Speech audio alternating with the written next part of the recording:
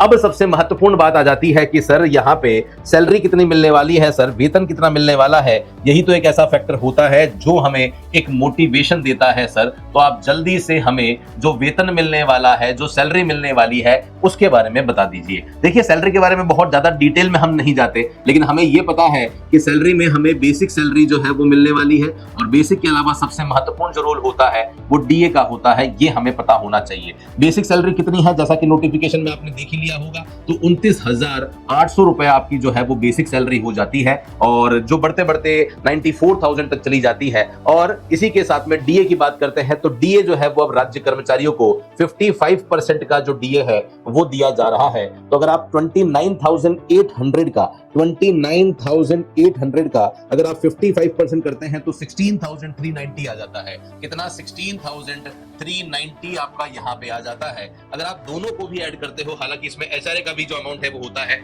But HRA का amount अलग अलग दिशा में, अलग अलग सिचुएशन में अलग अलग होता है ना। 7 से 10% के बीच में आप एचआरए भी मानो, 10% भी एवरेज मानते हो, तो लगभग आपका 3,000 रुपए के आसपास का एचआरए हो गया है, जिसे हाउस रेंट अलाउंस के नाम से जाना जाता है। फिर भी अगर मैं इन दोनों को ही कंसिडर करता हूं तो भी आप यहाँ पे देखते हैं तो 390, तो यहाँ पे आप देखते हैं तो 46,190 का अमाउंट आपको देखने को मिल रहा है ना। कितना अमाउंट देखने को मिल रहा है? 46,190 है। इसमें एचआरए भी शामिल कर देते हो तो मोटा मोटा जो है वो आप मान के चलिए 50,000 रुपए की आपकी ग्रॉस सैलरी हो जाती है। बट क्योंकि आप अगर बॉर्डर के आसपास रहते हैं तो कुछ बॉर्डर अलाउंस भी मिलता है, जो सिचुएशन पे डिपेंड करता है। तो एग्जैक्ट सैलरी तो हम आपको नहीं बता सकते, लेकिन हाँ एक मोटा मोटा एक आपको आइडिया जरूर लग रहा होगा। फिर जब बात करते हैं, ये जो मैं आपको बता रहा हूं ये तो आपकी जो सैलरी है ये तो आपकी ग्रॉस सैलरी है। फिर आपको पता है कि ग्रॉस सैलरी में से क्या होते हैं, ग्रॉस सैलरी में से कुछ डिडक्शंस भी होते हैं, कुछ कटौतियां भी होती है। जिन कटौतियों में जो कटौती होती है वो एनपीएस की होती है, जिसे न्यू पेंशन स्कीम के नाम से जानते हैं।